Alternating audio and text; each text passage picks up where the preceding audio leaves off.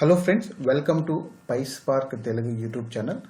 మనం ఇప్పటివరకు Python basics cover చేశాము. అంటే మనకి పైస్పార్క్ ఎంతవరకు అవసరం ఉంటుందో, పైథాన్లోని వేరియబుల్స్ కానివ్వండి, కలెక్షన్స్ ఏవైతే ఉన్నాయో, టపుల్, లిస్ట్, సెట్స్, డిక్షనరీస్, వీటితో పాటు functions, loops and control structures అంటే ఇఫ్ కండిషన్.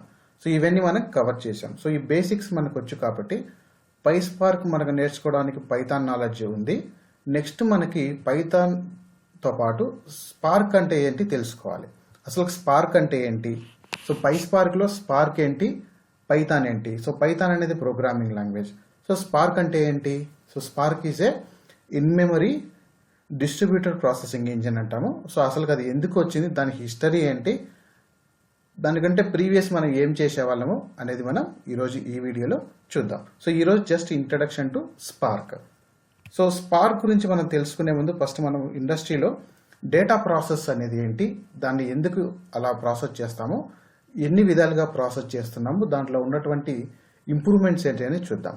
సో నార్మల్గా ఏ ప్రాజెక్ట్ అయినా కానివ్వండి, అనాలిసిస్ ప్రాజెక్ట్ అంటే వాళ్ళ ప్రాజెక్ట్ బిజినెస్ డేటాని వాళ్ళు అనలైజ్ చేయాలనుకుంటే మనం యూజ్ చేసేది ఈటీఎల్ ప్రాసెస్ యూజ్ చేస్తాము. డేటాను మొత్తం హిస్టారికల్ డేటా మొత్తం తీసుకొని వచ్చి ఒక వేర్ హౌస్లో స్టోర్ చేస్తాము.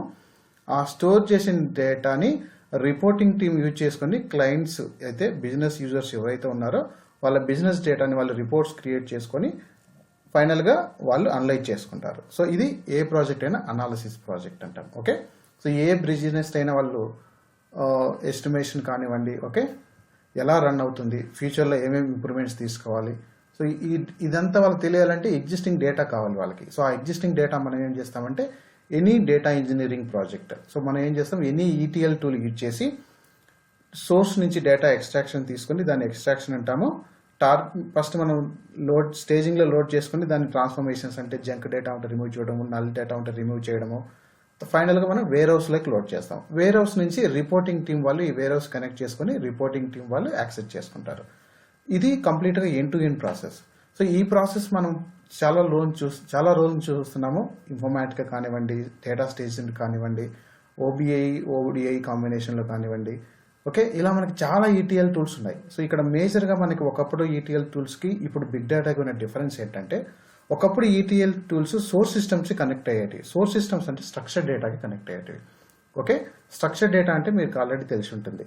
డేటాబేస్ కానీ ఫైల్ సిస్టమ్ అంటే with file system, separated file system అంటే మనకి కామాస్ డిలిమిటెడ్, పైప్ డిలిమిటర్, ఇలా ఏ ఫైల్స్ ఉన్నా కానీ విత్ హెడర్ ఉంటుంది, అవి స్ట్రక్చర్ అంటాము. ప్లస్ ఎనీ టేబుల్స్ అనమాట. టేబుల్స్ అంటే హెడర్స్, రోస్ ఉంటాయి, కాలమ్స్, రోస్ ఉంటాయి కాబట్టి వీటన్నిటిని మనం స్ట్రక్చర్డ్ డేటా అంటాము. సో ఈటీఎల్ టూల్స్ మనం ఎక్కువగా ఎందుకు యూజ్ చేస్తామంటే ఇవి ఎక్కువగా సపోర్ట్ చేసేది కూడా స్ట్రక్చర్డ్ డేటాకే సపోర్ట్ చేస్తాయి.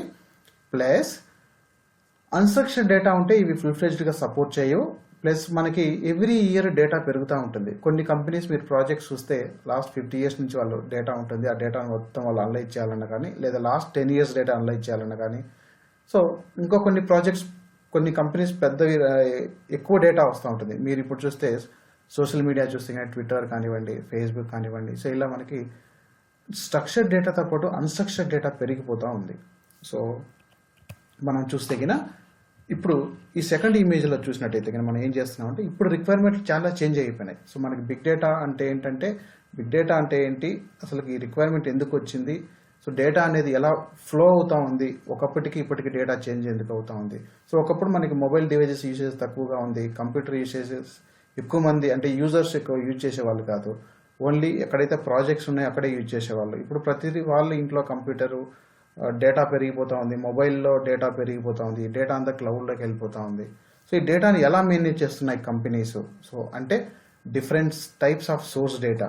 ఓకే, ఆ డిఫరెంట్ సోర్సెస్ వచ్చేసి స్ట్రక్చర్డ్ అయి ఉండొచ్చు, సెమీ స్ట్రక్చర్డ్ అయి ఉండొచ్చు, అన్స్ట్రక్చర్డ్ అయి ఉండొచ్చు. అన్స్ట్రక్చర్డ్ అంటే మనకి ఎక్కువగా ఇమేజెస్, ఫైల్స్, లాగ్స్. ఇప్పుడు మీరు చూడండి ట్విట్టర్ కానీ, ఫేస్బుక్ కానీ, దాంట్లో మీరు చేసే ప్రతి కామెంట్ కింద ఒక డేటా కిందకే వస్తుంది. మీరు అప్లోడ్ చేసే ఫోటో కానివ్వండి, అప్లోడ్ చేసే వీడియోస్ కానివ్వండి, యూట్యూబ్ కానివ్వండి, సో ఈ డేటా మొత్తం ఆ కంపెనీస్ మేనేజ్ చేస్తూ ఉంటాయి. So daily okay terabytes data వాళ్ళకి అప్లోడ్ చేస్తూ ఉంటే వాళ్ళు మేనేజ్ చేస్తూ ఉంటారు. సో ఇప్పుడున్న రిక్వైర్మెంట్ ఏంటంటే ఒకప్పుడు మనకి ఓన్లీ స్ట్రక్చర్డ్ డేటాకే సపోర్ట్ చేసేటివి, ఇప్పుడు అన్స్ట్రక్చర్డ్ డేటా కూడా సపోర్ట్ చేయాలి ప్లస్ ప్రాసెసింగ్ స్పీడ్ పెరగాలి. ఎందుకంటే మనం ప్రాసెస్ ఏదైతే ఉందో మనం ప్రాసెస్ చేస్తే మనం ఎక్కువ డేటా ఉంది ప్రాసెస్ చేయలేము అంత ఈజీగా. కాబట్టి సో ఇప్పుడు వచ్చిన చేంజెస్ ఏంటంటే స్ట్రక్చర్డ్ డేటాతో పాటు సెమీ స్ట్రక్చర్డ్ అన్స్ట్రక్చర్డ్ డేటాని మనం ప్రాసెస్ చేయగలగాలి. వాటిని ఇప్పుడు మనం ఎలా స్టోర్ చేస్తున్నామంటే డేటా లేక్స్ అంటాము. ఓకే, డేటా లేక్ అంటే ఏంటి? ఆ డేటా లేక్లో మనం ఎనీ డేటా మనం స్టోర్ చేసుకోవచ్చు. స్ట్రక్చర్డ్ డేటా అంటే ఫైల్స్ కానివ్వండి, డేటాబేస్ డేటా కానివ్వండి, సెమీ స్ట్రక్చర్డ్ డేటా అంటే జేసన్ ఫైల్స్, సిఎస్వి, వేరే different types of files, XML files ఇలా సెమీ స్ట్రక్చర్డ్గా ఉంటాయి. సో వీటితో పాటు అన్స్ట్రక్చర్డ్ డేటా అంటే ఇమేజెస్, ఫైల్స్, లాగ్స్ ఇవన్నీ అన్స్ట్రక్చర్డ్ కిందకి వస్తాయి. అవన్నీ మనం స్టోర్ చేసుకుంటాం. సో వాటిని స్టోర్ చేసుకుని ట్రాన్స్ఫర్మేషన్స్ యూజ్ చేసుకొని ఎనీ పర్పస్ యూజ్ చేసుకోవచ్చు. సో ఇప్పుడు డేటా సైన్స్, మిషన్ లెర్నింగ్ ఇలా మల్టిపుల్ పర్పస్ యూజ్ చేసుకోవచ్చు. సో ఇప్పుడు ఇది రిక్వైర్మెంట్ చేంజ్ అయిపోయింది. ఈ రిక్వైర్మెంట్ తగ్గట్టు మనకి సిస్టమ్ సపోర్ట్ చేయాలి. సో ఓల్డ్ సిస్టమ్స్ మనం యూజ్ చేస్తే మన డేటా ప్రాసెసింగ్కి టెరాబైట్స్, పెటాబైట్స్ డేటా మనం ఈజీగా ప్రాసెస్ చేయలేము. అందుకు కాబట్టి ఓల్డ్ యూజ్ చేసే టెక్నాలజీస్ మనం యూజ్ చేస్తే అంత ఈజీగా ప్రాసెస్ చేయలేము. కాబట్టి ఇప్పుడు ఎక్కువ మంది క్లౌడ్కి మైగ్రేట్ కావడము ప్లస్ ప్రాసెసింగ్ డేటా పెరిగిపోవడం వల్ల వాళ్ళు ఎక్కువగా డేటాని తక్కువ టైంలో ప్రాసెస్ చేయాలని కోరుకుంటున్నారు. సో అందుకే మేజర్గా మనకి ఈ చేంజెస్ వచ్చాయి. సో దాన్ని మనం బిగ్ డేటా అంటాము. సో బిగ్ డేటా అంటే ఏంటి? మన స్పార్క్ కంటే ముందు బిగ్ డేటా తెలుసుకోవాలి. సో ఇది మీకు ప్రాసెస్ అర్థమైంది కదా. డేటా ఎప్పుడైతే మనం సోర్స్ నుంచి టార్గెట్ ప్రాసెస్ చేస్తున్నామో ఈ డేటా ఇంజనీరింగ్ టీం ఎవరైతే ఉన్నారో సో వాళ్ళు అనాలిటిక్స్ టీం కంటే బిజినెస్ వాళ్ళు అనలైజ్ చేసుకోవాలి. కాబట్టి వాళ్ళకి డేటా ఓల్డ్ డేటా మొత్తం కావాలి. కాబట్టి మనం ఈ data engineering projects team work చేస్తాం. సో దానికి ఓల్డ్ అయితే కానీ మనం డిఫరెంట్ ఈటీఎల్ టూల్స్ యూజ్ చేసేవాళ్ళం. ఇప్పుడు చేంజ్ అయిపోయింది ప్రాసెస్. సో అదే మొత్తం సోర్సెస్ డేటా కూడా చేంజ్ అయిపోయింది. ప్లస్ ఎక్స్పెక్టేషన్స్ కూడా పెరిగిపోయి డేటా పెరిగిపోయింది. అందుకు కాబట్టి దాని తగ్గట్టు టెక్నాలజీస్ కూడా చేంజ్ అయ్యాయి అనమాట. సో ఫస్ట్ మనం స్పార్క్కి వెళ్ళే ముందు బిగ్ డేటా అంటే ఏంటి తెలుసుకోవాలి. సో బిగ్ డేటా అంటే ఏంటి? ఓకే, బిగ్ డేటా కాన్సెప్ట్ ఎందుకు వచ్చింది అనేది మనం చూస్తే బిగ్ డేటా ఏంటంటే large amount of data. So large amount of data అంటే ఏంటంటే అప్లికేషన్స్ మీరు ఏదైనా బ్యాంక్ అప్లికేషన్ ఉంది దాంట్లో చేసే అప్లికేషన్ డేటా, వాటితో పాటు మనం ఏదైనా వెబ్సైట్ మనం యాక్సెస్ చేస్తే సో దాంట్లో లాగ్స్ స్టోర్ అవుతాయి. మన ఐపీ అడ్రస్, మనం ఎక్కడి నుంచి లాగిన్ అయ్యామో, సో నెట్వర్క్ లాగ్స్ దగ్గర నుంచి సిస్టమ్ లాగ్స్ దగ్గర నుంచి మన యూజర్ డేటా దగ్గర నుంచి ప్రతి డేటా వాళ్ళు ఇప్పుడు కలెక్ట్ చేస్తున్నారు. ఎందుకంటే అనాలిసిస్ చేస్తున్నారు ఎవరు ఎంతమంది ఎక్కడి నుంచి లాగిన్ అవుతున్నారని. మీరు ఫ్లిప్కార్ట్ కానీ అమెజాన్ కానీ చూసినట్టయితే మీరు యాక్సెస్ చేసే సెర్చ్ చేసే ప్రతి ప్రొడక్ట్ దగ్గర నుంచి మీకు ఫ్యూచర్లో మీరు సెర్చ్ చేసిన గూగుల్లో సెర్చ్ చేసినా లేదా వేరే బ్రౌజర్లో సెర్చ్ చేసిన ఆ హిస్టరీని బట్టి మీకు ఆటో సజెషన్స్ ఇస్తాయి. సో ఇవన్నీ ఎలా అంటే కన్నా స్ట్రక్చర్డ్ డేటాతో పాటు సెమీ స్ట్రక్చర్డ్ డేటా తీసుకొని అనాలిసిస్ చేస్తున్నాం. సో అదే ఏంటంటే ఎక్కువ డేటా ఉంటుంది. So big data is nothing but large amount of data collectively different source systems అనమాట. సో అంటే collected positively from digital interactions with a great variety and high rate of velocity.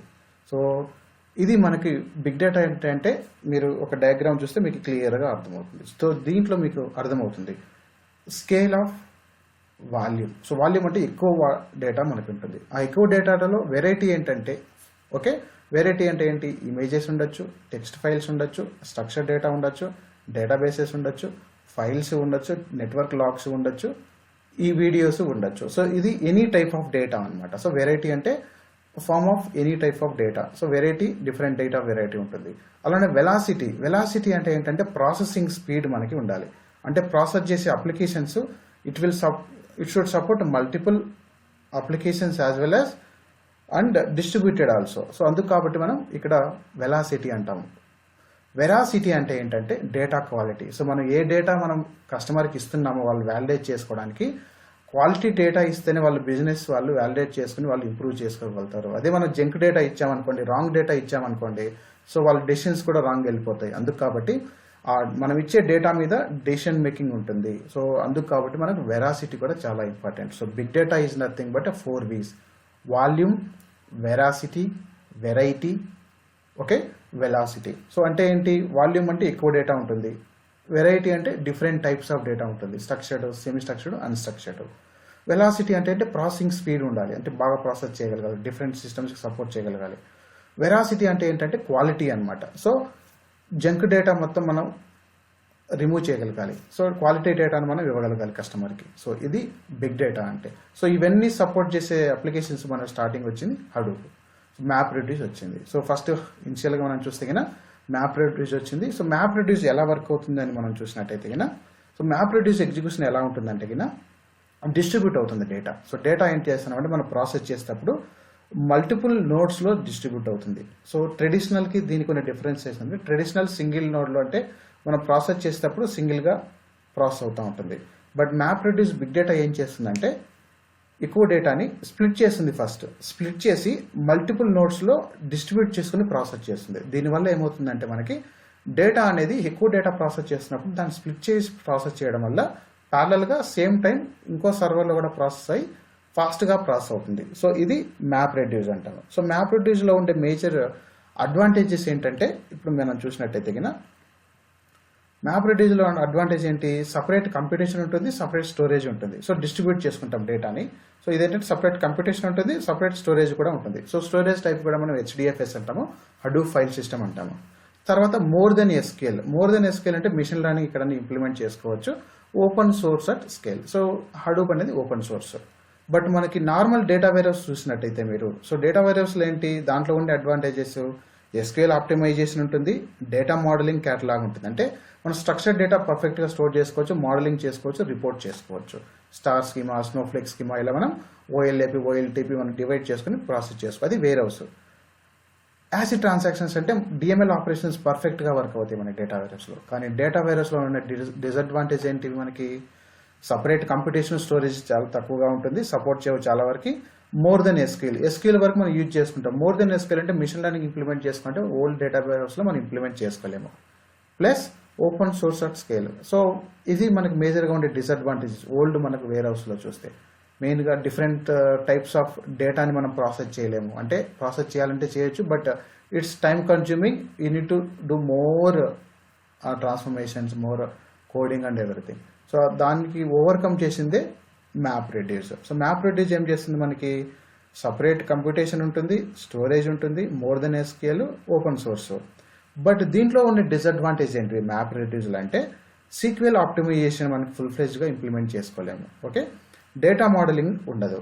Plus acid transactions అంటే ప్యారలల్గా multiple users, multiple applications delete కానీ insert కానీ ప్యారలల్గా చేసుకోలేరు. So అది మేజర్గా మనకు హడూప్లో మ్యాప్ ఆర్లో ఉండే డిసడ్వాంటేజెస్. సో వీటితో పాటు ప్రాసెసింగ్ స్పీడ్ కూడా. సో ఎప్పుడు ఏమవుతుందంటే, సో ప్రతిదీ డిస్క్లో రీడ్ అవుతుంది, డిస్క్లో రైట్ అవుతుంది. ఓకే, సో మ్యాప్ రెడ్యూస్ ఏం చేస్తుందంటే మనం ఏం డేటాని మనం ట్రాన్స్ఫర్మేషన్ చేసినా అది ఏం చేస్తుందంటే ప్రతిసారి రీడ్ అయ్యి మనం మల్టిపుల్ స్టేజెస్లో ట్రాన్స్ఫర్మేషన్ చేస్తూ ఉంటాం. మీరు ఒక ఎగ్జాంపుల్ ఇక్కడ చూసినట్టయితే స్టేజ్ 1 కొన్ని ట్రాన్స్ఫర్మేషన్ చేస్తున్నాను, స్టేజ్ 2 ఇంకో ట్రాన్స్ఫర్మేషన్ చేస్తున్నాను, స్టేజ్ 3 ఇంకొన్ని ట్రాన్స్ఫర్మేషన్ చేస్తున్నాను.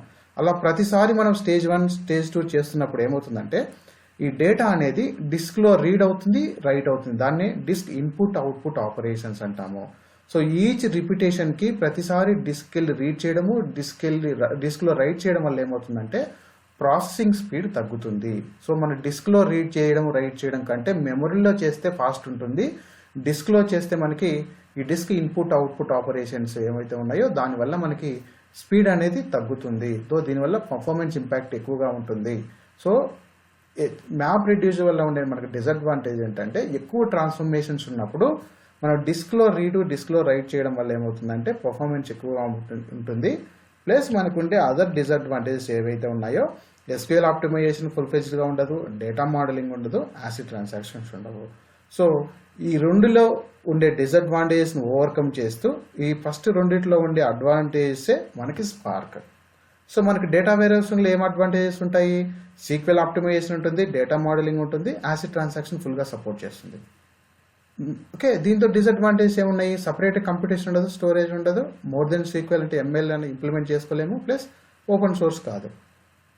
సో మనకి మ్యాప్ ఆర్లో ఉండే అడ్వాంటేజెస్ ఏంటివి, సపరేట్ కంప్యూటేషన్ ఉంటుంది, more than SQL, machine learning చేసుకోవచ్చు, ఓపెన్ సోర్స్. బట్ ఇక్కడ మనకి ఉండే డిసడ్వాంటేజెస్ ఇవి, SQL, data modeling and acid transaction అంటే DML, ఇన్సర్ట్ అప్డేట్ ఫ్రీక్వెంట్గా మనం చేసుకోలేము. సో ఈ రెండిట్లో ఉండే ఇష్యూస్ని ఓవర్కమ్ చేస్తూ ఈ రెండిట్లో ఉండే ఫీచర్స్ యాడ్ చేస్తూ వచ్చింది Spark. So Spark is a in memory processing engine. So map ఆర్కి స్పార్క్ ఉండే డిఫరెన్స్ చూద్దాం ఇప్పుడు. సో మ్యాప్ ఆర్ ఏం చేస్తుంది, మ్యాప్ రెడ్యూస్ ఎవ్రీ టైమ్ మనం ప్రాసెస్ చేసేటప్పుడు డిస్ట్రిబ్యూట్ అయితే చేస్తుంది, డేటాను స్ప్లిట్ చేసి ప్యారలల్గా డిస్ట్రిబ్యూట్ చేస్తుంది, అది ఓకే. బట్ రీడ్ రైట్ ఎక్కడ జరుగుతుంది, డిస్క్లో జరుగుతుంది. సో కాబట్టి దీన్ని ఓవర్కమ్ చేయడానికి వచ్చింది స్పార్క్. వై స్పార్క్ అంటే స్పార్క్ ఎందుకు, ఆల్రెడీ మ్యాప్ ఆర్ ఉంది కదా అంటే స్పార్క్ ఉన్న మేజర్ అడ్వాంటేజ్ ఏంటంటే ఇన్ మెమరీ ప్రాసెసింగ్ ఇంజన్. మనం ఏదైతే ఈ ఇటరేషన్స్ ఉన్నాయో, మల్టిపుల్ ట్రాన్స్ఫర్మేషన్స్ మనం ఏదైతే చేస్తున్నామో అవి మనం డిస్క్లో కాకుండా మెమరీలో చేయొచ్చు. సో అదే Spark. So Spark is a in memory processing engine. Memory is fast, avoid disk input output operations. Memory ఎందుకు ఫాస్ట్ ఉంటుందంటే మన డిస్క్లో ఎప్పుడైతే రీడ్ రైట్ చేస్తామో దానివల్ల మనకి స్లో అవుతుంది, అది అవాయిడ్ చేస్తే మనకి డేటా ఫాస్ట్గా మూవ్ అవుతుంది. సో అది మేజర్ అడ్వాంటేజెస్ స్పార్క్. ఇంకా కొన్ని అడ్వాంటేజెస్ ఉన్నాయి, అవి మనం నెక్స్ట్ చూద్దాము. సో స్పార్క్ అంటే మీకు అర్థమైంది కదా, spark is a in memory processing engine and it is a distributed execution. Okay, so distributed చేసి మనకి మ్యాప్ ఆర్ లాగానే డిస్ట్రిబ్యూట్ చేసుకొని ప్యారలల్గా మల్టిపుల్ వర్కర్ నోట్స్లో ప్రాసెస్ అవుతుంది. సో ఆ వర్కర్ నోట్స్ అంటే ఏంటి, హెడర్ నోట్స్ అనేది మనం నెక్స్ట్ చూద్దాము. సో మనకి ఈ ఫస్ట్ వీడియోలో ఏం చెప్తున్నానంటే నేను ఓల్డ్ ప్రాసెస్ ఎలా ఉంది, ఈ డేటా ప్రాసెస్ ఎలా ఉంది, ఇప్పుడు మనకు డేటా ప్రాసెస్ ఎలా చేస్తున్నాము, మల్టిపుల్ డేటా అంటే బిగ్ డేటా అంటే ఏంటి, ఆ బిగ్ డేటాలో మ్యాప్ రెడ్యూస్ ఎందుకు వచ్చింది, మ్యాప్ రెడ్యూస్ తర్వాత స్పార్క్ ఎందుకు వచ్చింది అనేది మీకు అర్థమైంది కదా. సో బిగ్ డేటా అంటే మనకి different types of data plus huge historical డేటాను మనం ప్రాసెస్ చేయగలుగుతాం బిగ్ డేటాలో. అదే మనకి 4 V's volume big data, variety అంటే డిఫరెంట్ ఫామ్స్లో ఉంటుంది, files, images, unstructured data, logs, videos, ఇవన్నీ మనం అనుకోవచ్చు. వీటితో పాటు వెలాసిటీ అంటే ప్రాసెసింగ్ అనమాట. సో దాన్ని క్లస్టర్స్ అంటాము, ప్రాసెసింగ్ కూడా ఫాస్ట్గా ఉంటుంది. ప్లస్ వెరాసిటీ అంటే data quality. So data quality అనేది చాలా ఇంపార్టెంట్ మనకి ఏ ప్రాజెక్ట్ అయినా. క్వాలిటీ డేటా ఉంటేనే మనకి బిజినెస్ని అనలైజ్ చేసుకోగలుగుతారు బిజినెస్ యూజర్స్. సో ఇది మనకి చూసాము. సో మ్యాప్ ఆర్ అంటే ఏంటి, స్టోరేజ్ స్ట్రక్చర్ డిఫరెంట్గా ఉంటుంది. ఓకే, దాన్ని HDFS అంటాము, హడూప్ ఫైల్ సిస్టమ్స్ అంటాము. దాన్ని ప్రాసెస్ చేసేదంతా మొత్తం ఎలా అంటే డిస్ట్రిబ్యూట్ చేసుకుని ప్రాసెస్ చేస్తుంది. బట్ డిసడ్వాంటేజ్ ఏంటంటే డిస్క్ ఇన్పుట్ అవుట్పుట్ ఆపరేషన్స్ అనమాట. సో డిస్క్లో రీడ్ చేయడము, డిస్క్లో రైట్ చేయడం వల్ల మనకి పర్ఫార్మెన్స్ ఎక్కువగా ఇంపాక్ట్ ఉంటుంది. కాబట్టి దీన్ని అవాయిడ్ చేయడానికి వచ్చిందే స్పార్క్. సో స్పార్క్ ఏమేమి ఫీచర్స్ ఉన్నాయి, సపరేట్ కంప్యూటేషన్ ఉంది, స్టోరేజ్ ఉంది, మోర్ దెన్ సీక్వెల్. ఓకే, కాకపోతే ఇక్కడ స్టోరేజ్ ఎక్కడ ఉంటుందంటే మెమరీలో ఉంటుంది. దెన్ మోర్ దెన్ సీక్వెల్ అంటే సీక్వెల్తో పాటు మనం మెషిన్ లెర్నింగ్ ఇంప్లిమెంట్ చేసుకోవచ్చు. Open source, sequel optimization, Spark sequel separate model ఉంటుంది, డేటా మోడలింగ్ అండ్ కేటలాగ్ ఉంటుంది. వీటితో పాటు యాసిడ్ ట్రాన్సాక్షన్స్ కూడా ఫుల్గా సపోర్ట్ చేస్తుంది. సో స్పార్క్ 3.1 నుంచి మనకి డెల్టా లేక్ అనేది ఒక API అయింది, అది స్పార్క్ సపోర్ట్ చేస్తుంది డేటాబ్రిక్స్లో. సో అది కూడా మనకి ఈ DML ఆపరేషన్స్ ఏవైతే ఉన్నాయో వాటిని ఓవర్కమ్ చేయొచ్చు, ఇష్యూస్ ఏవైతే ఉన్నాయో వాటిని ఓవర్కమ్ చేయొచ్చు. ఇది స్పార్క్ ఇంట్రడక్షన్. ఓకే, సో ఒక చిన్న ఎగ్జాంపుల్ చూస్తాము. మీరు డిస్క్లో రైట్ చేస్తే ఎలా ఉంటుంది, సేమ్ అదే మెమరీలో చేస్తే ఎలా ఉంటుందో చూద్దాం. సో HDFS రీడ్ చేస్తున్నాము సోర్స్ నుంచి, మళ్ళీ రైట్ చేస్తున్నాము, ఏదైనా ఒక ట్రాన్స్ఫర్మేషన్ చేసుకొని మళ్ళీ రీడ్ చేస్తున్నాము, మళ్ళీ రైట్ చేస్తున్నాము. Okay, read write. సో ఇలా మల్టిపుల్ టైమ్స్ రీడ్ రైట్ చేయడం వల్ల డిస్క్లో ఏమవుతుందంటే మనకి క్వైరీస్ పర్ఫార్మెన్స్ ఇంపాక్ట్ ఉంటుంది. ఎందుకంటే నార్మల్గా మెమరీలో చేసేదానికి డిస్క్లో చేసిన డిఫరెన్స్ మనకు తెలుస్తుంది. సో మనం ఏం చేస్తున్నాం, ఇన్పుట్ నుంచి మల్టిపుల్ క్వైరీస్ రీడ్ రైట్ చేస్తున్నాయి పర్టికులర్ రిజల్ట్ సెట్ కోసము. సో ఇవన్నీ ప్యారలల్గానే ఎగ్జిక్యూట్ అవుతాయి డిస్ట్రిబ్యూట్ చేసుకుంటాయి. బట్ మల్టిపుల్ టైమ్స్ మనం రీడ్ రైట్ చేయడం వల్ల ఏమవుతుందంటే సో డిస్క్లో ఇన్పుట్ అవుట్ ఆపరేషన్స్కి ఎక్కువ టైం తీసుకుంటుంది. సో అదే మనం మెమరీలో చేస్తే మనం స్టోరేజ్ చేసేది HDFS స్టోర్ చేస్తాము. రీడ్ ఒకటి వన్స్ రీడ్ ఉంటుంది, వన్స్ రైట్ ఉంటుంది. బట్ ఇన్ బిట్వీన్ మనం ఏమైతే ఆపరేషన్ చేస్తున్నామో, ఇన్ బిట్వీన్ ఆపరేషన్స్ అంటే ఫస్ట్ లాస్ట్ది కాకుండా, ఫస్ట్ రీడ్ లాస్ట్ రైట్ కాకుండా ఇన్ బిట్వీన్ మనం ఏదైనా ఆపరేషన్ చేస్తామంటే ఆ ఆపరేషన్స్ అన్ని మనం డిస్క్లో కాకుండా మెమరీలో చేసుకోవచ్చు. దీన్నే ఇన్ మెమరీ డేటా షేరింగ్ అంటాము. So in memory data sharing ఏంటంటే మనకి మల్టిపుల్ వర్కర్ నోట్స్ ఉంటాయి, మనం ప్రాసెస్ చేసే డేటా మెమరీలో ప్రాసెస్ అవుతుంది, అది కూడా డిస్ట్రిబ్యూట్ అవుతూ ఉంటుంది. స్ప్లిట్ అయ్యి డిస్ట్రిబ్యూట్ కావడం వల్ల ఏమవుతుందంటే ఎక్కువ డేటాని తక్కువగా చేసుకొని మల్టిపుల్ ప్యారలల్గా ప్రాసెస్ చేయడం వల్ల మనకి ఫాస్ట్గా ప్రాసెస్ అవుతుంది. సో ఇది డిస్క్ కంటే, సో మనం రీప్లేస్ చేస్తాం, డిస్క్ బదులు మెమరీ యూజ్ చేయడం వల్ల ఏమవుతుందంటే 100 times ఫాస్టర్ దెన్ డిస్క్ అనమాట. మెమరీ అనేది 100 times faster than. So main మొత్తం నెట్వర్క్లో ప్రాసెస్ అవుతుంది కాబట్టి మెమరీలో మనం ప్రాసెస్ చేస్తే చాలా ఫాస్ట్గా ప్రాసెస్ అవుతుంది. ఇది మనకి మేజర్గా స్పార్క్లో ఉండే అడ్వాంటేజ్. సో మీరు చూసినట్టయితే మనకి ఆర్కిటెక్చర్ ఇలా ఉంటుంది. Spark master node, worker nodes అంటాము. వర్కర్స్ని స్లేవ్ నోడ్స్ అన్నా, వర్కర్ నోడ్స్ అన్నా, డేటా నోడ్స్ అన్నా, అలియాస్ నేమ్స్ ఇవి. ఇంకో పేరు అంతే, స్లేవ్ అని అనొచ్చు, వర్కర్ అయినా అనొచ్చు, డేటా అనొచ్చు, మాస్టర్ అయినా అనొచ్చు, హెడర్ నోడ్ అయినా అనొచ్చు. ఓకే, దీంతో మెటా డేటా మొత్తం ఉంటుంది. సో ఈ వర్కర్ నోడ్స్, స్లేవ్ నోడ్స్ అన్ని ప్రతిసారి కమ్యూనికేట్ అవుతూ ఉంటాయి మాస్టర్ నోడ్తో, డేటా ప్రాసెస్ చేస్తూ ఉంటాయి. సో డిస్క్లో ప్రాసెస్ చేసేది మనం హెచ్డిఎఫ్ఎస్ అంటాము, మెమరీలో ప్రాసెస్ చేస్తే వాడిని స్పార్క్ అంటాము. బట్ స్పార్క్ కూడా మనకి డిస్క్లో ప్రాసెస్ చేస్తుంది, అది సపోర్ట్ చేస్తుంది. అది మనం చూద్దాం నెక్స్ట్, మీకు ఫ్యూచర్లో అర్థమవుతుంది ఏంటి అనేది.